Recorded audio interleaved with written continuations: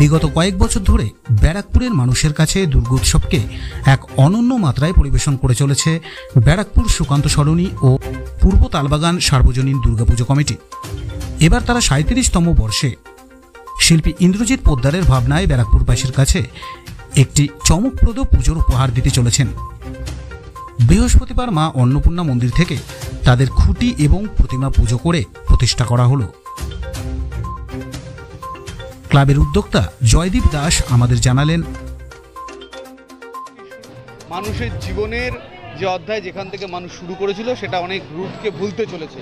সেই রুটকে ফিরিয়ে আনা, মানুষের মধ্যে যে মিনিমাম বোধটা ছিল তার সমাজের প্রতি, তার প্রকৃতির প্রতি, সেই সৃষ্টিকে আবার ফিরিয়ে আনার আমরা চেষ্টা করছি। তাই সৃষ্টির শুরু। ব্যারাকপুরে অনেক ভালো পুজো হয়, আমরা তাদের মধ্যে একটি হওয়ার চেষ্টায় রয়েছি। আশা করি গতবারকেও আমরা ছাপিয়ে যাওয়ার চেষ্টায় থাকব। এইটুকুই আমাদের একটা আন্তরিক প্রচেষ্টা।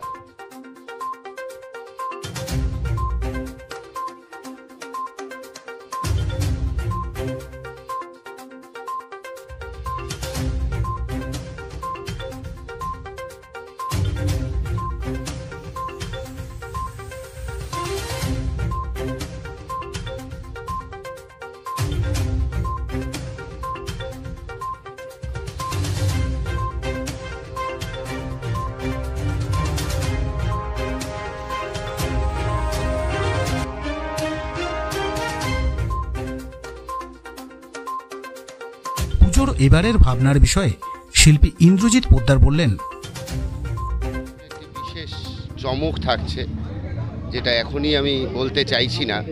তো আশা করি ব্যারাকপুরের পুজোর মানচিত্রে এটি একটি জায়গা করে নেবে এবং আমরা এখন কলকাতার পুজো, জেলার পুজো একই হয়ে গেছে।